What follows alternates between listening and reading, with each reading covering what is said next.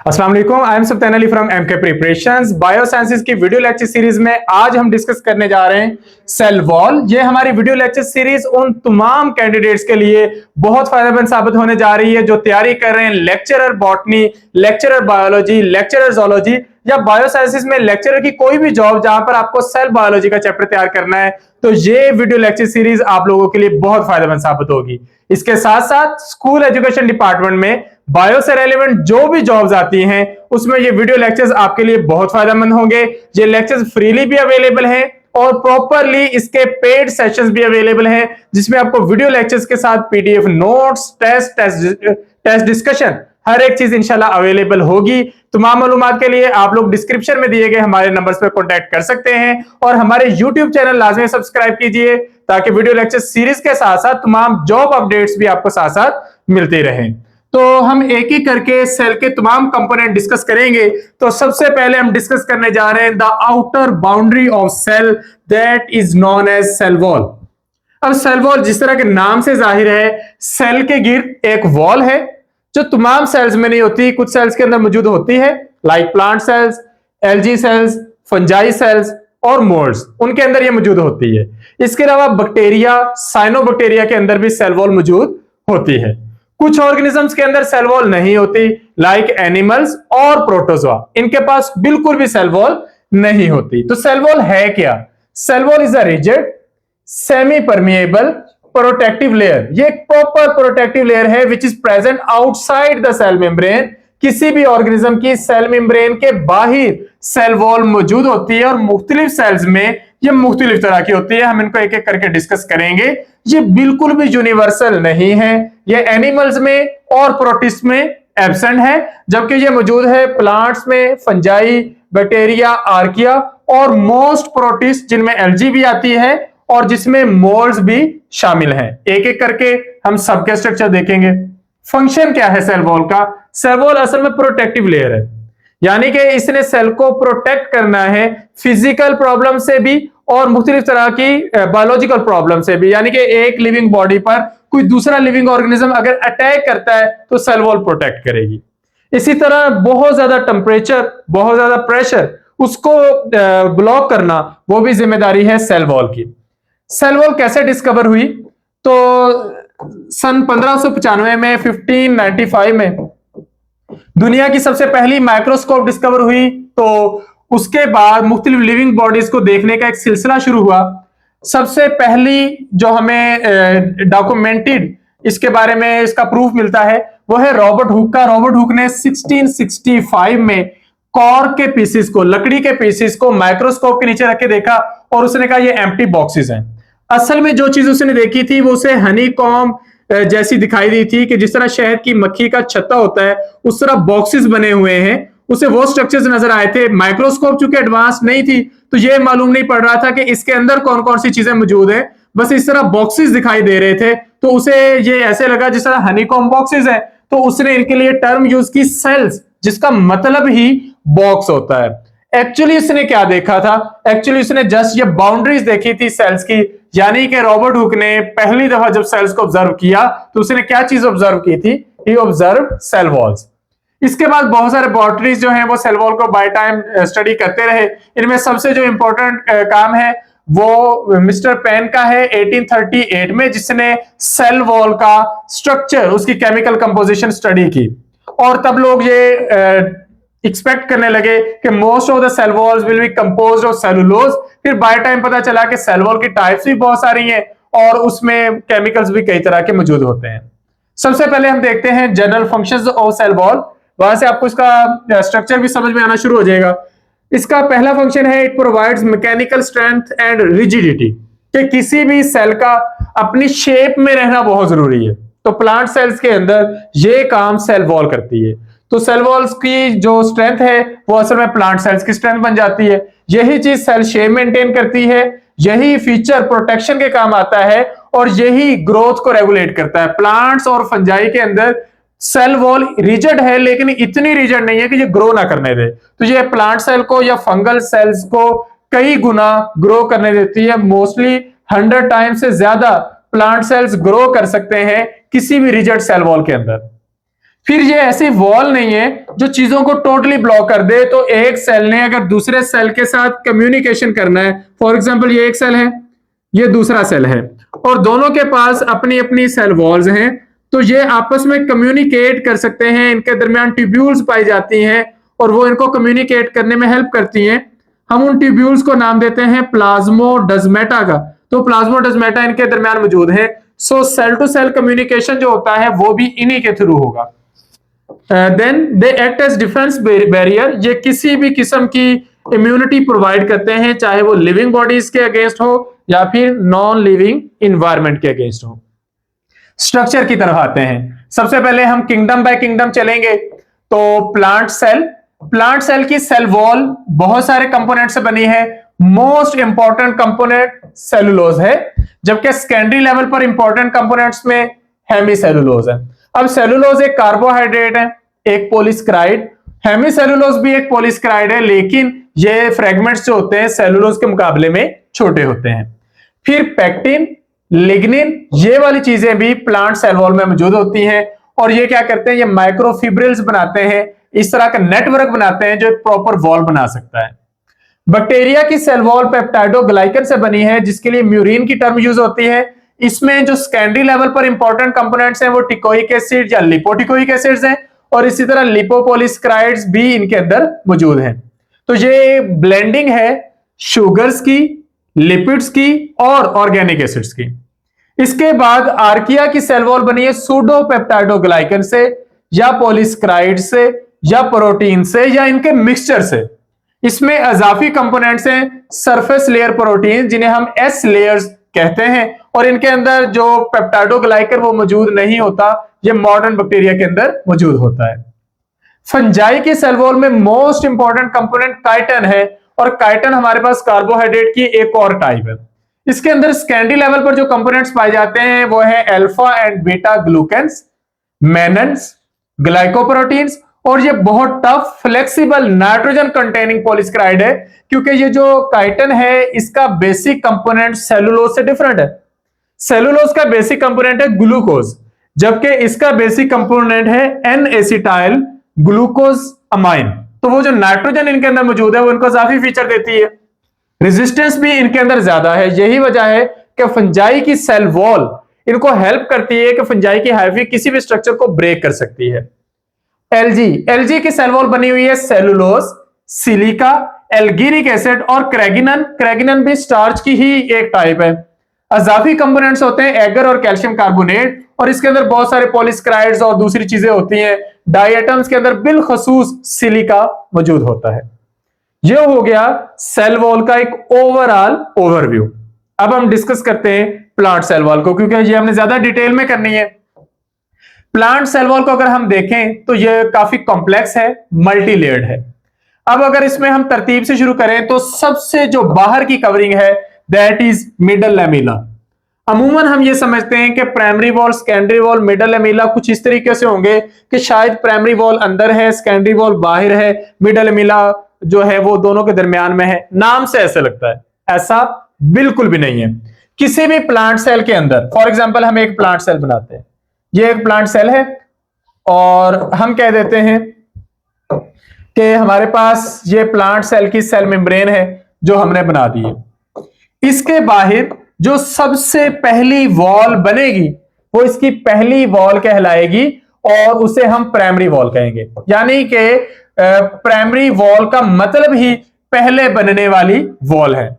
इसके अंदर की तरफ जो एक अजाफी चीजें डिपॉजिट होंगी, एक अजाफी केमिकल्स डिपॉजिट होंगे, वो इसके अंदर एक ज्यादा थिक वॉल बनाएंगे, और चूंकि ये दूसरे नंबर पे बन रही होगी, इसको आप सेकंड वॉल या फिर सेकेंडरी वॉल का नाम देंगे। तो सेकेंडरी वॉल कहां पर मौजूद है? सेकेंडरी वॉल प्राइमरी वॉल के अंदर की तरफ मौजूद है।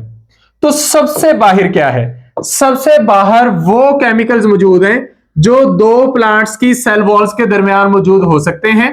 तो ये हम अपनी आसानी के लिए ये दो प्लांट सेल्स बना रहे हैं, जिनकी प्राइमरी वॉल और सेकेंडरी वॉल हम साथ साथ कंप्लीट करते जा रहे हैं। ये इसके अंदर हम कहते हैं कि सेकेंडरी वॉल बन गई। तो अब ये दो प्लांट सेल्स हैं, तो प्लांट सेल्स को आपस में जोड़ने के लिए एक गमी सा मटेरियल होता है जो दोनों प्लांट सेल्स के दरमियान मौजूद होता है।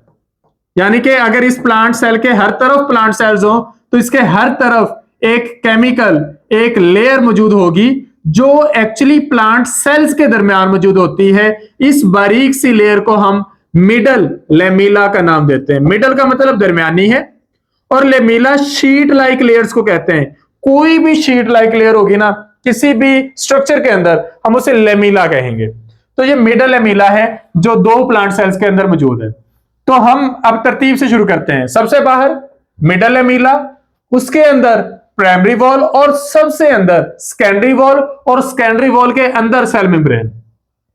अब यहां से हम कई ट्रिकी क्वेश्चंस बना सकते हैं। Which is the outer most layer of plant cell wall? Middle lamella. Which layer is closest to cell membrane? अब ये यहां पर आप फंसेंगे। अगर आपके जहन में ये ओवरव्यू मौजूद है, ये आपने आपके माइंड में ये इमेज है, तो आप कह सकते हैं कि सेल मेम्ब्रेन के सबसे करीब सेकेंडरी वॉल है। अदरवाइज आप मिस्टेक करेंगे, डेफिनेटली आप भागेंगे प्राइमरी वॉल के कॉन्सेप्ट की तरफ। तो मिडल लेमिला क्या है? ये आउटर मोस्ट लेयर है। इसे हम कह सकते हैं it is middle layer which is shared between side by side present plant cells. Composition क्या है? ये पैक्टिन से बनी है। ये स्टिकी मटेरियल होता है। जिस तरह आप कह लें कि जितनी भी शुगर स्टिकी होती हैं, लेसदार होती हैं, जिलेटिनस पॉलीसेकेराइड है, ये जेल की तरह, ग्लू की तरह काम करता है। उसके बाद प्राइमरी वॉल है, ये मिडल लेमिला के अंदर है। ये किससे बनी है? सेलुलोज माइक्रोफिब्रिल से, जिनकी अरेंजमेंट होती है क्रिस क्रॉस। यानी कि अगर हमारे पास आधे फिलामेंट्स इस डायरेक्शन में मौजूद है तो बाकी के जो आधे होंगे वो इसको क्रॉस करेंगे और वो इस तरीके से मौजूद होंगे। तो इस अरेंजमेंट को कहते हैं क्रिस क्रॉस। इससे एक अच्छी वॉल बन रही होती है। दरमियान में जो स्पेसेस होती हैं, इन स्पेसेस को फिल कर देते हैं हेमीसेलुलोज और पैक्टिन। ये हाइड्रेटेड रहती है, फ्लेक्सिबल है और ये प्लांट सेल्स को हेल्प आउट करती है मैक्सिमम ग्रो करने के लिए। सेकेंडरी वॉल ज्यादातर सेल्स में तो मौजूद है, कुछ सेल्स में नहीं भी होगी। उन सेल्स के अंदर लाजमी होगी जो ज्यादा थिक हैं, जिनको ज्यादा स्ट्रेंथ चाहिए। उन सेल्स में शायद कम होगी जिनकी रिक्वायरमेंट स्ट्रेंथ वाली नहीं है, तो उनके अंदर सेकेंडरी वॉल के चांसेस कम होंगे। तो मेरिस्टेमेटिक सेल्स में सेकेंडरी वॉल नहीं होती, लेकिन जितने भी आपके पास कोलन काइमा, स्क्लेरन काइमा टाइप ऑफ सेल्स और टिश्यूज होते हैं उनमें सेकेंडरी वॉल लाजमी होती है। Location, it is present inside the primary wall और इसकी भी लेयर्स होती हैं। पहली लेयर को S1 कहते हैं, उसके अंदर और बन गई S2, उसके अंदर और बन गई S3, तो तरतीब से बनती जाती हैं। तो लोकेशन होगी। कंपोजिशन, कंपोजिशन इसमें सेलुलोज तो है लेकिन इसका जो इसकी पहचान है वो लिग्निन है। अब लिग्निन का कोई एक यूनिट नहीं है, लेकिन काफी तरह के यूनिट्स के मिलने से बनता है। तो लिग्निन हमारे पास क्या है? कॉम्प्लेक्स ऑर्गेनिक पॉलीमर जो वाटरप्रूफ भी होता है और लकड़ी को ज्यादा हार्ड बनाता है। तो यहां पर आप डायग्राम देख सकते हैं। हमारे पास यहां पर सबसे नीचे ये सेल मेम्ब्रेन बनी हुई है। डेफिनेटली इसके नीचे सारा सेल मौजूद है।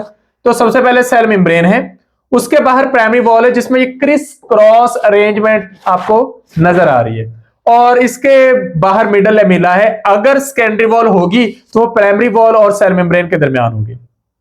इसके बाद मॉलिक्यूलर कंपोनेंट्स को देखते हैं कि सेलुलोज असल में क्या है। सेलुलोज एक पॉलीसेकेराइड है जो ग्लूकोज मॉलिक्यूल के दरमियान बीटा 1,4 ग्लाइकोसिडिक लिंकेज से बनता है। अगर दो ग्लूकोज मॉलिक्यूल अल्फा 1,4 से जुड़े हैं और फिर वो जुड़ते चले जा रहे हैं हजारों की तादाद में या सैकड़ों की तादाद में, ग्लूकोज मॉलिक्यूल अल्फा 1,4 लिंकेज से जुड़े तो वो स्टार्च बनता है, लेकिन अगर बीटा 1,4 लिंकेज से जुड़े तो वो सेलुलोज बनता है। अब अगर आप इसका इन डेप्थ नॉलेज लेना चाहते हैं तो आपको एमके प्रिपरेशंस के यूट्यूब चैनल पर ही कार्बोहाइड्रेट्स का डिटेल्ड लेक्चर मिलेगा जो बायोकेमिस्ट्री का है। उसमें आपको सेलुलोज का डिटेल्ड स्ट्रक्चर बायोकेमिस्ट्री के लेवल पर इंशाल्लाह अवेलेबल होगा, आप वो भी सर्च कर सकते हैं इस लेक्चर के बाद। तो जो सेलुलोज है ये आपके पास एक पॉलीसेकेराइड है और ये माइक्रोफिब्रिल बनाता है। हेमीसेलुलोज क्या है? ये ब्रांच्ड पॉलीसेकेराइड है, जाइलोग्लूकॉन्स के मिलने से बनते हैं। और pectin gelatinous negatively charge polysaccharides हैं दैट बाइंड वाटर, जो पानी को बाइंड करते हैं और हाइड्रेशन प्रोवाइड करते हैं। तो ये अगर आप एक सब्जी खाते हैं लाइक लेडी फिंगर आप खाते हैं भिंडी, तो आपको उसके अंदर बड़ी लेस महसूस होगी, वो इसी तरह के कंपोनेंट्स के मौजूद होने की वजह से होती है। इसके बाद एक बहुत इंपॉर्टेंट चीज है प्लाज्मोडेस्माटा। जब एक प्लांट सेल दूसरे प्लांट सेल के साथ जुड़ता है तो प्लाज्मोडेस्माटा की मदद से जुड़ता है, यानी कि ये एक तरह से कनेक्शन होता है। तो हम दो प्लांट सेल्स बनाते हैं। ये एक प्लांट सेल है, ये दूसरा प्लांट सेल है। अब इनकी सेल वॉल बनाते हैं। ये इसकी सेल वॉल है। ये जितने भी हम बना रहे हैं ये कनेक्शंस हैं। इसके हम सिंपल बना लेते हैं, ज्यादा कनेक्शंस नहीं बनाते इस तरीके से। अब यहां पर ये दोनों आपस में जुड़ गए हैं। ये एक पॉइंट है जहां पर एक सेल में आने वाला मटेरियल दूसरे में आ सकता है। तो अगर कोई मटेरियल यहां पर आता है और सेल के अंदर नहीं जाना चाहता, बाहर बाहर से मूव कर जाता है, तो इस तरीके से रास्ता ले सकता है। या फिर सेल के अंदर से होकर भी जाना चाहे तब भी वो इस रास्ते को अडॉप्ट कर सकता है। इस रास्ते को हम नाम देते हैं प्लाज्मोडेस्माटा। इसके अंदर ट्यूब्यूल्स होती हैं जिन्हें हम कहते हैं डेस्मोट्यूब्यूल्स। तो अगर मटेरियल सिर्फ बाहर से गुजर जाए हम उसको एपोप्लास्टिक पाथवे कहते हैं। अगर मटेरियल साइटोप्लाज्म से होकर जाए उसे हम सिम्प्लास्टिक पाथवे कहते हैं। इसके बाद फंजाई की सेल वॉल है। फंजाई की सेल वॉल में मोस्ट इंपॉर्टेंट स्ट्रक्चर काइटन है। काइटन अगेन एक पॉलीसेकेराइड है। इसका basic component N acetyl glucosamine है, यानी कि ग्लूकोज का ही डेरिवेटिव ये मॉलिक्यूल है। और ये फंजाई में तो है लेकिन उसके साथ साथ ये इंसेक्ट्स के एक्सोस्केलेटन में भी है। यही वजह है कि फंजाई को एनिमल्स जैसा डिक्लेयर किया जाता है due to presence of chitin. इसके बाद अगर हम इसका लेयर्ड स्ट्रक्चर देखें तो इसमें सबसे अंदर की लेयर काइटन लेयर है। उस काइटन के बाद बीटा ग्लूकन लेयर है। ये एक थिक लेयर होती है। इसमें कई तरह के बॉन्ड होते हैं ग्लूकोज मॉलिक्यूल्स के दरमियान, बीटा 13, बीटा 16। असल में आप कह सकते हो कि ये सेलुलोज की शॉर्ट फॉर्म है। बीटा ग्लूकन लेयर ये भी मौजूद होती है। फिर मेनोप्रोटीन्स यानी कि हाइलोग्लाइकोसिलेटेड प्रोटीन्स, ऐसी प्रोटीन्स जो कार्बोहाइड्रेट के साथ इंटरेक्शन डेवलप करती हैं उन्हें मेनोप्रोटीन्स कहते हैं। और आउटर मोस्ट लेयर की बात करें तो आउटर मोस्ट लेयर में यही मेनोप्रोटीन्स होती हैं जो एक प्रॉपर फजी एमॉर्फस कोट बनाते हैं और ये बैक्टीरिया को बचाता है, प्रोटेक्शन देता है। तो ये बैक्टीरियल है। अब अगर हम कंपैरिजन करेंगे फंगल और प्लांट सेल वॉल का तो फंजाई की सेल वॉल काइटन से बनी है, प्लांट की सेलुलोज से। उसमें एन एसिटाइल ग्लूकोजामाइन है, इसमें ग्लूकोज पॉलीमर्स हैं। उसमें जहां पर फिलिंग करनी होगी वो ग्लूकन चेन की करेंगे और मेनेंस की, इसमें हेमीसेलुलोज और पैक्टिन की। फंजाई के अंदर मेनोप्रोटीन्स एडहेसिव लेयर बनाते हैं, प्लांट्स के अंदर मिडल लैमेला एडहेसिव लेयर बनाता है। फंजाई में लिग्निन नहीं है, एनिमल प्लांट सेल्स में लिग्निन मौजूद होती है और फंक्शन दोनों का ऑलमोस्ट सेम होता है। तो फंजाई की सेल वॉल क्यों इंपॉर्टेंट है? क्योंकि ये फंजाई को तकरीबन हर एक चीज से बचाती है। इसी से फंजाई अपने आप को प्रोटेक्ट करता है और इसी के जरिए फंजाई ब्रेक करता है दूसरे स्ट्रक्चर्स को। फिर एंटी फंगल ड्रग टारगेट है क्योंकि ह्यूमन सेल्स के पास काइटन नहीं होता और प्लाज्मा मेम्ब्रेन के अंदर कोलेस्ट्रॉल होती है। तो फंजाई के पास एर्गोस्टिरोल है।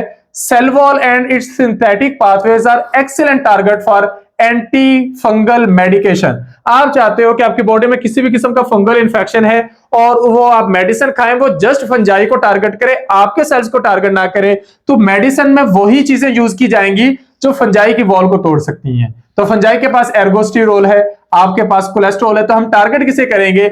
बीटा ग्लूकन चेन्स को और एर्गोस्टिरोल्स को। इसके बाद फंजाई की पैथोजेनिसिटी यानी कि बीमारी फैलाने की सलाहियत टोटली डिपेंड करती है उसकी सेल वॉल पर। और फंजाई के जो वॉल कंपोनेंट्स होते हैं इनको हमारी जो एंटीजेंस रिकॉग्नाइज करते हैं वो इनकी सेल वॉल के थ्रू ही रिकॉग्नाइज करते हैं। इसके बाद हम जस्ट एक ओवरव्यू लेंगे बैक्टीरियल सेल वॉल का। बैक्टीरिया की सेल वॉल में बहुत वैरायटी है। एंशिएंट बैक्टीरिया में ग्लाइकोन प्रोटीन है, मॉडर्न बैक्टीरिया में पेप्टाइडोग्लाइकन है जिसका दूसरा नाम म्यूरिन है। तो अगर पेपर में क्वेश्चन आता है the cell wall of modern bacteria is composed of glycoprotein, polysaccharide, murein, cellulose, तो म्यूरिन आपने लगाना है। आपने ये नहीं कहना कि पेप्टाइडोग्लाइकन नहीं है तो ग्लाइकोप्रोटीन लगा दें। तो पेप्टाइडोग्लाइकन का दूसरा नाम म्यूरिन है। इसके अंदर कौन कौन सी चीजें मौजूद हैं? इसके अंदर एक तो दो मॉडिफाइड शुगर्स होती हैं, एन एसिटाइल ग्लूकोजामाइन और एन एसिटाइल म्यूरेमिक एसिड, ये इसके अंदर मौजूद होता है। फिर इसके अंदर पेप्टाइड क्रॉस ब्रिजेस हैं यानी कि short chain of amino acids होते हैं जो आपस में मिलके छोटे छोटे बैग्स या मैश लाइक स्ट्रक्चर्स बनाते हैं, या आप कह सकते हो कि अमाइनो एसिड्स के छोटे छोटे नेटवर्क मौजूद होते हैं। एक साइंटिस्ट था हैंस क्रिस्टियान ग्राम। 1884 में इसने कहा कि बैक्टीरिया के सेल वॉल में मुझे दो वैरायटीज मिल रही हैं, क्योंकि ये काम करता था बैक्टीरिया की स्टडी का। अब बैक्टीरिया की स्टडी करने के लिए स्टेनिंग करना बहुत जरूरी है। आधे बैक्टीरिया अपना स्टेन बचाते थे, आधे जाया कर देते थे। तो उसने कहा कि कोई तो चीज है इनकी वॉल में जो एक डिफरेंस क्रिएट कर रही है। तो इसने आधे बैक्टीरिया को ग्राम पॉजिटिव कहा जो सेल वॉल के अंदर स्टेन को रोक लेते थे, कलर को रोक लेते थे, और बाकी आधे बैक्टीरिया उनको जब स्टेनिंग के बाद अल्कोहल से वॉश करते थे वो कलरलेस हो जाते थे, उनको ग्राम नेगेटिव का नाम दिया गया। अब ये आगे फर्दर बहुत सारी डिटेल्स हैं, लेकिन हम जस्ट स्ट्रक्चर का डिफरेंस अगर देखें तो ग्राम पॉजिटिव बैक्टीरिया में एक सेल मेम्ब्रेन, एक सेल वॉल लेयर है। ग्राम नेगेटिव बैक्टीरिया में दो सेल मेम्ब्रेन की लेयर है, दरमियान में सेल वॉल की लेयर है। ग्राम पॉजिटिव बैक्टीरिया में पेप्टाइडोग्लाइकन ज्यादा है, ग्राम नेगेटिव में कम है। तो ये बिल्कुल बेसिक डिफरेंस है। फर्दर केमिकल लेयर पर हम देखते हैं तो वो एक एक चीज देखते जाते हैं। ग्राम पॉजिटिव बैक्टीरिया की सेल वॉल ज्यादा थिक है, ग्राम नेगेटिव की सेल वॉल थिन है। ग्राम पॉजिटिव बैक्टीरिया की सेल वॉल 20 to 80 नैनोमीटर है, ग्राम नेगेटिव की 2 to 7 nanometre. Outer membrane gram positive में नहीं है, सिर्फ इनर मेम्ब्रेन है। ग्राम नेगेटिव में एक इनर मेम्ब्रेन है, एक आउटर है। ग्राम पॉजिटिव में पेरीप्लाज्मिक स्पेस यानी कि सेल मेम्ब्रेन और सेल वॉल में स्पेस ज्यादा तो नहीं है, अगर है तो बहुत कम। ग्राम नेगेटिव में ज्यादा सारी स्पेस है। ग्राम पॉजिटिव बैक्टीरिया में टिकोइक एसिड और lipoteichoic acid most important secondary components हैं, यानी कि प्राइमरी कंपोनेंट तो पेप्टाइडोग्लाइकन ही है, लेकिन सेकेंडरी कंपोनेंट टिकोइक एसिड और लिपोटिकोइक एसिड है।